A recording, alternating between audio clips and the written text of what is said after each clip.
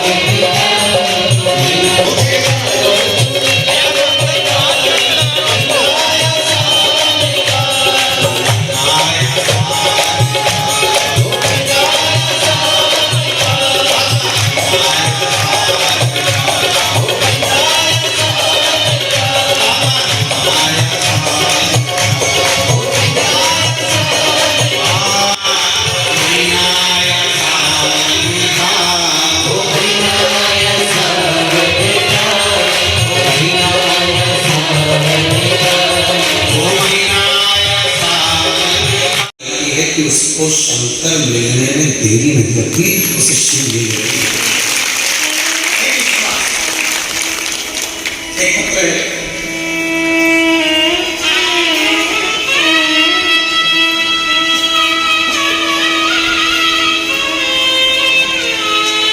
मिथिलेश उनका परिवार राजनांदगांव में बेटी है आपकी इस लाइन में आजाबाद बेलपत्र में। अरे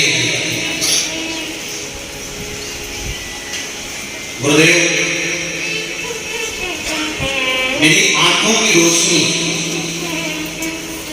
नेत्र में एक इन्फेक्शन हो गया था। जिस इन्फेक्शन को डॉक्टर ने कहा था कि इन्फेक्शन कभी समाप्त नहीं, जिसके कारण आंखों की रोशनी धीरे धीरे धीरे धीरे धीरे धीरे जाती है। और डॉक्टर ने कह दिया था इन्फेक्शन इतनी जल्दी समाप्त नहीं होता। आंख का जो काला भाग है, उस काले भाग में जो बीच में बिंदु है उसमें इंजेक्शन लगना है और फिर वो आंखों का इन्फेक्शन उसमें अंदर समाप्त हो। गुरुजी, इंजेक्शन को मिटाने के लिए 4 इंजेक्शन डॉक्टर ने बोले, तो वो डॉक्टर का कहना था कि ये ठीक हो कि ना हो उसका भी कोई कहना नहीं।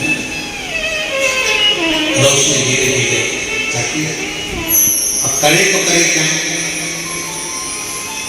किसी ने कहा कि श्री महापुराण की कथा सुनो। हमने कथा सुनना प्रारंभ करा। शंकर जी पे चढ़ा हुआ जल और एक बेलपत्र का प्रयोग किया।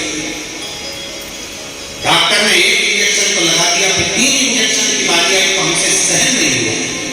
अब सहा नहीं गया, अब बेलपत्र और शंकर पे चढ़े हुए जल का प्रयोग करना प्रारंभ। अब मैं बाबा का क्या वर्णन करूं बोले। मेरे बाबा की ऐसी करुणा हुई।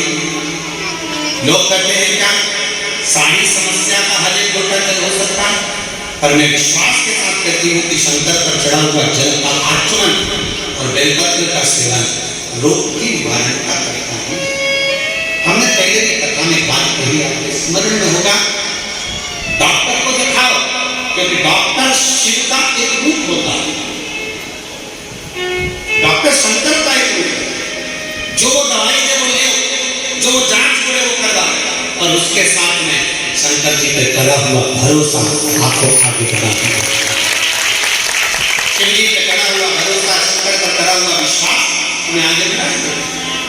गुरुदेव, जब दूसरी बार में इंजेक्शन के लिए डॉक्टर के पास गई तो डॉक्टर ने जांच कर कह दिया कि अब आपको इंजेक्शन की जरूरत नहीं है, आपकी आंखें धीरे धीरे ठीक हो गई। एक विश्वास, एक भरोसा, एक दृढ़ता होता है। बोल बम का नारा है हमारा भरोसा। अगर शंकर पर करा गया है तो वो भरोसा शंकर करेगा, उस भरोसे का फल ना।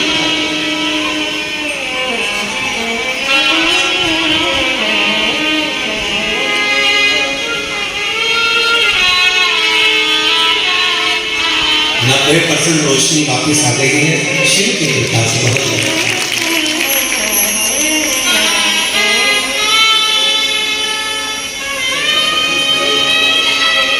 सविता डाला जिसका भिलाई में पत्र पड़ा था, जो सीए बनी है, वह जोरदार करने बहुत ना जाने कितना कितना अश्वमेध यज्ञ का फल उसे प्राप्त हो जाता है। ना जाने कितने अश्वमेध यज्ञ का फल अगर वो गया है बेलपत्र के। इसलिए आप लोगों से निवेदन, वृक्ष जरूर लगाओ। प्रकृति को, पृथ्वी को हरा भरा करना है आपको तो। और सावन महीने में प्रयास करो कि एक वृक्ष बेलपत्री का जरूर लगाया जाए। करोगे प्रयास? पक्का करना चाहिए। तुम कितना भी सोच लो, आप कितना भी सोच लो कि आपके अनुसार हो जाए, नहीं हो सकता। फिर कहेंगे कितनी कितनी व्यवस्था वहां करी गई, सोचा कितना गया, कितना लोगों ने अपना अपना, कोई ने रिजर्वेशन कराया, कोई ने कुछ कराया, कोई ने व्यवस्था कराया, सोचा अपना कहाँ बना। आपने सोचे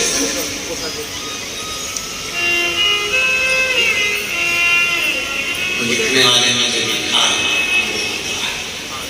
पर वृक्ष लगा मना नहीं है, पर वृक्ष लगाने के साथ में एक प्रण होना चाहिए, उसकी रक्षा भी उसकी रक्षा भी।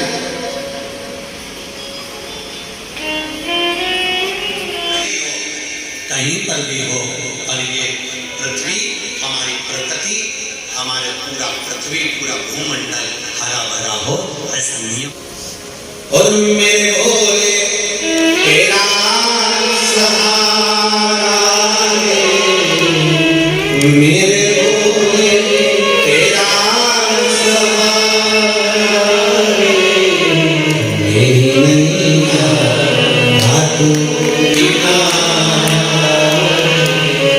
मेरी नैया तू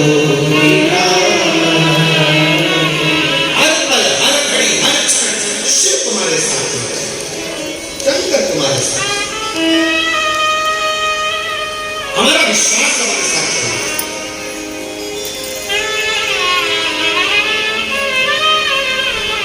हम जब इस व्यासपीठ के पास में आते हैं तो हमारा सीहोर का कलंकर और सीहोर का रुद्राम दोनों साथ देवती महादेव के साथ की आराधना, पूजन, अर्चना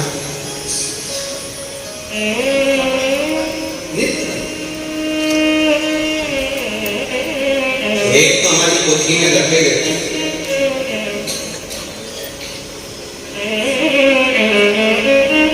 एक तो हमारी पोथी में निरंतर संपूर्ण विश्व के कल्याण हेतु की भले पावा का रुद्राक्ष का स्पर्श बेलपत्र को हो संपूर्ण विश्व के कल्याण, एक तो हम लेकर चलते ही हैं, साथ में उसको लेकर अपनी पोथी के अंतर्गत उसको चलते स्मरण के भक्ति नित्य शुभ।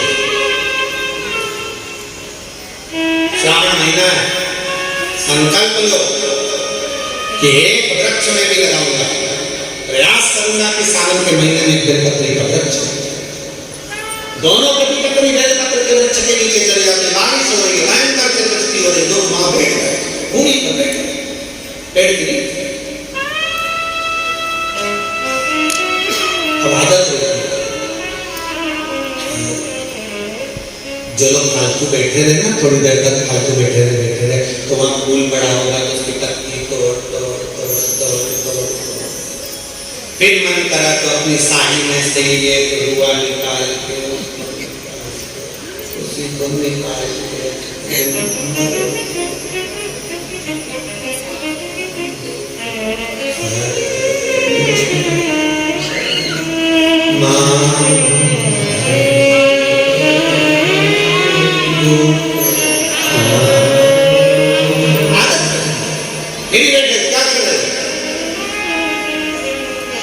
भिलाई की कथा में कहा था, भानु नाम का बच्चा धूल का शिवलिंग बना लेता है। सुनी थी कथा? भानु नाम के बच्चे ने मिट्टी का शिवलिंग बना लिया, उसका पुण्य उसके खाते में गया, केवल शिवलिंग।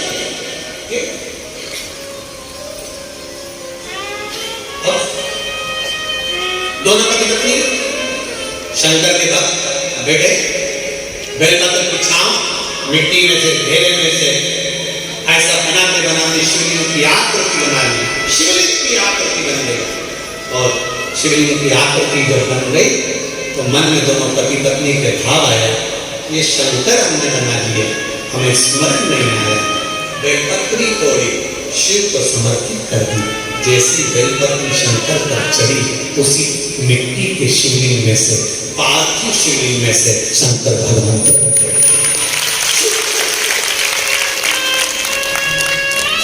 उसी पार्थिव शिवलिंग में से शंकर का प्रागट्य हो गया।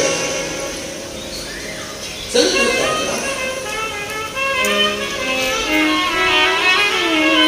एक बहन ने प्रश्न किया, गुरुजी भिलाई का प्रश्न है अग्रसेन भवन का, जानते रहे गुरुजी, जब शंकर भगवान का शिवलिंग बनाते हैं तो उसका नेत्र, उसकी नाक, उसका अधर, उसका सिर, उसका मुख बनाना चाहिए?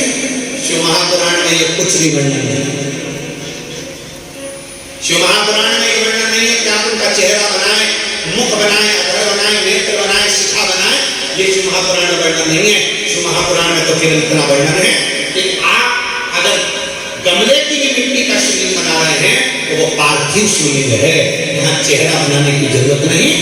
पार्थिव शिवलिंग का मतलब होता है जितनी मिट्टी को जोड़ा गया है, जितनी मिट्टी का संचय किया गया है, उसमें जितने जितने कण हैं, वो सारे कण जब इकट्ठे होते हैं तो मिट्टी में जितने कण होते हैं उतने कण के बराबर हमको शिवलिंग निर्माण का पुण्य प्राप्त होता है। इसलिए पार्थिव की महत्वता क्यों? ये इधर करते कि नहीं करते हैं हड़ताली करते हैं। तो हड़तालिका जब करते हैं तो हड़तालिका में बालू का या मिट्टी का शिवलिंग बनाते हैं। क्यों बनाते हैं? ये माताएं बालू का शिवलिंग, मिट्टी का शिवलिंग क्यों बनाती है? उसका कारण 16 सोमवार करते हैं तो बालू मिट्टी का शिवलिंग बनाते हैं। 16 सोमवार कर रहे हैं तो मिट्टी का शिवलिंग है। हड़तालिका कर रहे हैं तो मिट्टी का शिवलिंग है। अन्न पूजन कर रहे हैं तो मिट्टी का शिवलिंग का मतलब है छोटा छोटा कण उसको पानी में मिलाकर इकट्ठा करा जाता है, फिर शिवलिंग का निर्माण करा जाता है। मतलब ढेर सारे हजारों शिवलिंग हम एक साथ पूजन नहीं कर सकते, तो पार्थिव बना लेते हैं तो उसमें कण ढेर होते हैं, तो हजारों शिवलिंग का फल हमारे खाते में प्राप्त हो जाता है।